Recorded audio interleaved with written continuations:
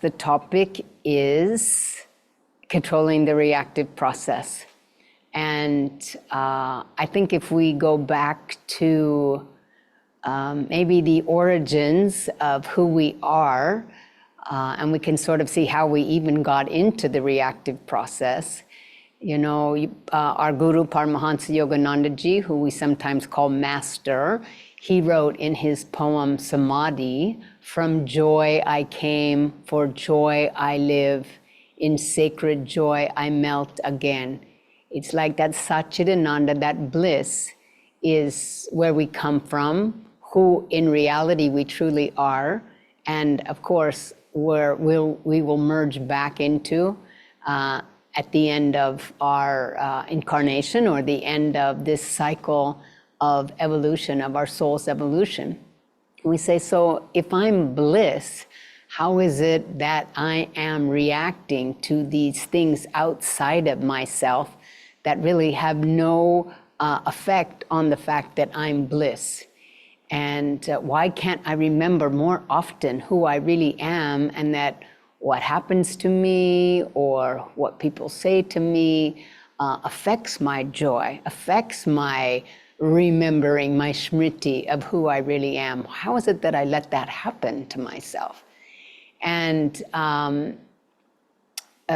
we can remember that the goal of all yoga is to remember that we're bliss, and also just for that union and that reunion back with bliss that we came from, back with God who created us, who manifested as us.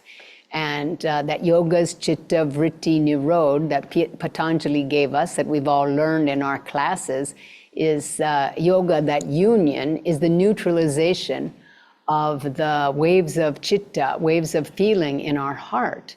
And Swamiji adds to us that those waves of feeling is primarily the likes and dislikes of the heart. And so how did we get all these likes and dislikes? Well, when we incarnated this time, we brought them with us, all these vrittis, these vortices of energy that are living in our chakras, in our astral spine. And those past experiences that we have had have created attractions, aversions, things we like, things we don't like, things we want, things we don't want. And so all of those impressions that live within our astral body, within our astral spine, are what give us these reactions when things happen to us. And so if we're going to be yogis and neutralize those, we do, of course, we follow the instructions that our gurus and Swamiji have given us. And, you know, first of all, Yogananda ji says very clearly that conditions are always neutral. They only appear good or bad, joyful or sad, fortunate or unfortunate, owing to the positive and negative attitudes of our mind. So the good news is, if we can change the attitudes of our mind, then we can change the attitudes of how we respond when things happen to us. And or when people say things to us that make us burst out in anger.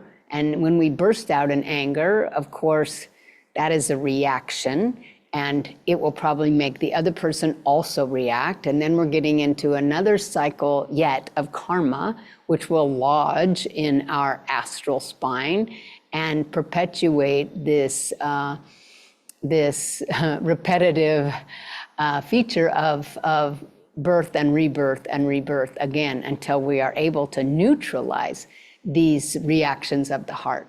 So yes, okay, so how to do that? Of course, our whole path is about how to do that. And, you know, the most obvious ones, of course, are meditation. There's thinking of others before ourselves, make ourselves less important, doing seva for others. And when we're thinking of others, we're not thinking of ourselves. If we're not thinking of ourselves, then things don't matter so much to us. It's like, what does that matter? Because I'm caring about all these other people. So seva is an excellent, excellent way also to just get over ourselves, get over our ego. But if we take the techniques that we've been given in meditation, let's say Hong Sa, we can start with Hong Sa, which is just watching the natural rhythm of the breath And when we do, just watch that natural rhythm of the breath, it's sort of like we're watching the waves of breath rise and fall of their own accord. It's like we're watching the waves of breath, watching breath rise and fall. It's no longer my breath, I'm breathing, but the breath is happening. So we're slightly disassociating ourselves from our own breath. And with that disassociation also comes some disassociation from things that are happening to us. So instead of saying, I am breathing, breath is happening. Instead of asking the question, why is this happening to me? We can just say, what's trying to happen? That's what Swami would say. Instead of trying to take everything personally, disassociate yourself from it, just like we're disassociating from the breath in Hong Sa, and say, this is happening. Not this is happening to me. Why is this happening? Why did I attract it? What is there to learn here? Just disassociate from it. So that's, of course, Hong Sa, brilliant, life-changing technique. But then we have something even more impactful, which is Kriya.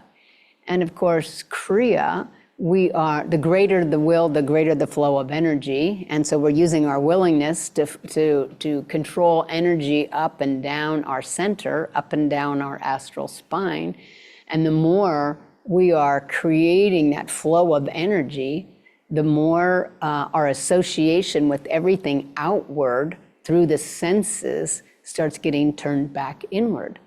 Our spine becomes magnetized, all that energy that's been committed outside suddenly starts flowing back inward. We start to control the energy. And when we are in our center, which happens from having energy, a strong flow of energy flow through our center, suddenly when we're in our center, we're not really off balance and people can't push us over as easily. So we're not as affected because we're balanced and we're centered. But also, as we're flowing that energy through our center, we're controlling the energy, we're also controlling the reactive process. Because what is that reactive process?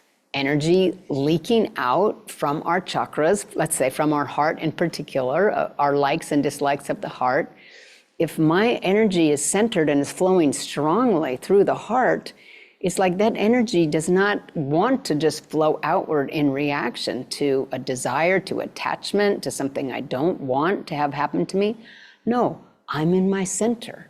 And so that center and that flow of energy also takes those karmic tendencies that make us want to react and neutralizes them. So that flow, a strong flow in our center neutralizes the reactive process, which again, yoga's chitta vritti nirod. Yoga is the neutralization of these waves of likes and dislikes in the heart that make us react. So this Kriya practice that we do is by far the best way to neutralize those reactions. So the technique of Hong Sa, the technique of Kriya, and it's also what Kriya is doing is helping us go back to that soul, that smriti, that reality of who we really are, which is Satchidananda. I am that bliss. I came from bliss, I live for bliss, I return back to bliss. This is the memory of my true nature, my true soul nature. And how does that happen? Because we're no longer identifying so much with this body, with duality that is constantly changing, good, bad, fortunate, unfortunate, happy, sad, because duality is outside, but union is inside. So we have now taken this outer breath, this outer flow of energy into the world, and we're bringing it into the single astral spine and bringing it up. We're retracing the steps that the soul took when it manifested onto this earth and took birth, which is coming down from the astral world and into the physical world. When we're reversing that flow of energy, we're going back into the astral body, drawing that energy back up to the spiritual eye and offering it up, which we are retracing our steps back to the astral world. So in a very real way, we are returning to that true reality, that true bliss that we are, which could never be affected by outer events or be reacting to somebody saying something to us or some big event happening to us, because we remember who we are. And also, when we have this flow of energy flowing through ourselves, we become very spiritually magnetic. So if I have a strong flow of energy, it means my magnetic field is also very strong. The stronger the flow of energy, the stronger the magnetic field, which means my aura is very strong. And if my aura is very strong, I'm going to be attracting to myself things that will help my soul evolve. And so I'll be attracting to myself, hopefully, spiritual friends. I'll be attracting to myself peaceful, humble, spiritual people that will also be trying to support me in my soul's journey, in my spiritual path. And even if the negative things still come to me because my karma is drawing them, let's say events where in the past I might have reacted, this strong magnetism will work like an umbrella and help repel this negative karmic thing that may be happening to me, either repel it completely, or when it comes, we will be able, we're just moving in a positive direction. It sort of will hit us from the back as we're moving forward and not affecting us nearly as much. Plus, we're going to be on our inside, centered, and not reacting, hopefully, at all to this karmic event that hurts us.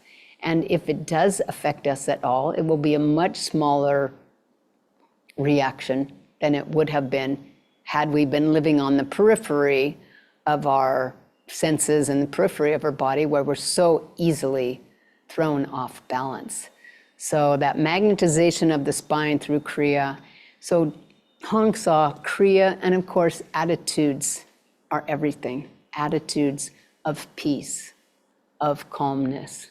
Swamiji says, this is just something that he said in Living Wisely, Living Well, just 1 or 2 days ago. Meet anger, when possible, with silence, respect, and goodwill. Don't let anyone's anger shake you from this inner resolve.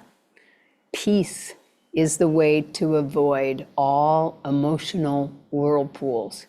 He used to say, make peace your bottom line.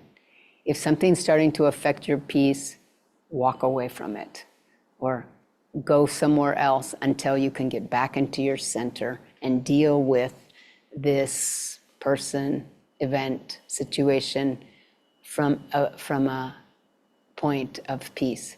So this attitude of living in peace, in calmness, attitude of living in joy, of course, devotion to God, to Guru. Our magnetic spine will draw to us our true Guru, will draw to us the help of a Guru, because a Guru who is all-powerful and one with God can do a lot to also alleviate the karmic tendencies in his disciple's heart. He can just remove that. Dr. Peter Van Houten from the village had this dream where he was trying to remove this whole pile of gigantic trash, tar, very difficult, muddy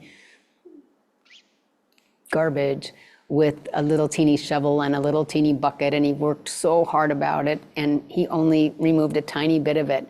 And then he heard a motor, and he went around the backside and saw our Guru, Yogananda ji, taking a gigantic tractor and removing gigantic amounts of karma from the backside.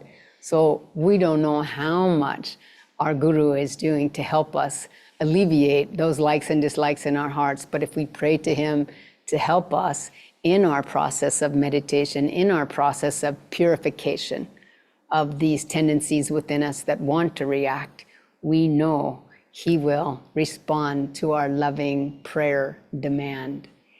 And so I think that meditation, Hongsa, Kriya Yoga, right attitude, devotion to the Guru, you cannot go wrong. You will overcome your karmic tendencies to react. And, also do affirmations. I am even-minded and cheerful at all times. I am even-minded and cheerful at all times. If you tend to react, make it your mantra. Just repeat that affirmation all the time. And you will draw that grace from God and Guru to help you in your aspiration and in your journey to evolve from these little egos back to our true soul self, from this material duality to our oneness in spirit, which is the journey we are all on. And we will one day become saints and liberated masters, because that's the job of our Guru, to make us what he is. So God bless you. And let's together do a peace for a prayer for world peace together. So let us visualize this planet. Visualize it very carefully, as perhaps a ball of light, something you can visualize within your spiritual eye. Sometimes I take my hands and my palms and try to just visualize the planet within my palms. And just see Mother Earth filled with Divine Mother's infinite power, her compassion, her unconditional love, healing the planet, blessing all souls on the planet, uplifting the consciousness of all souls with her transforming light, her infinite power, her healing love, uplifting the consciousness of all souls everywhere.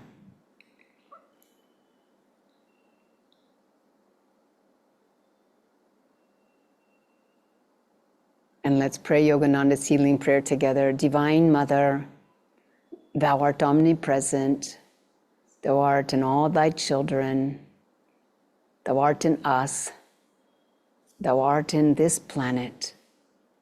Manifest thy healing presence in all these bodies, minds, and souls, and Mother Earth.